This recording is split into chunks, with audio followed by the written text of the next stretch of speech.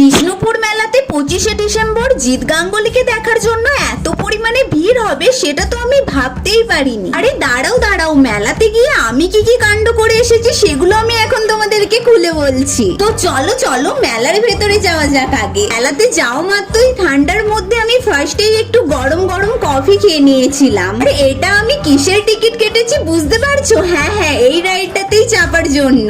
জানো তো ছোট থেকেই কিন্তু আমি এই রাইডটাতে চাপতে ভীষণ ভালোবাসি। আর তোমাদের পছন্দের রাইড কোনটা একটু কমেন্টে জানাও। পরে চলে গিয়েছিলাম আমি বাচ্চাদের মতো মিকি মাউসে চাপতে। জানো তো এখানের দাদাটা কিন্তু খুব ভালো, আমাকে মিকি মাউসে চাপার পারমিশন দিয়ে দিল। এটাতে চাপতে পেয়ে আমি এত খুশি হয়েছি যেটা তোমরা আমার ভয়েসটা শুনেই বুঝতে পারবে। লাফালাফি করে আমার খিদে পেয়ে গিয়েছিল, সেই জন্য আমি একটু পেট পুজোও করে নিলাম। শেষে জিৎ গাঙ্গুলি চলে এসেছিল স্টেজে, সেই জন্য ভিড়টা একবার দেখো। এখানে সবাই এত নাচানাচি করেছিল যেটা দেখে আমরাও একটু ভিড়ে পাগলের মতো নেচে নিলাম।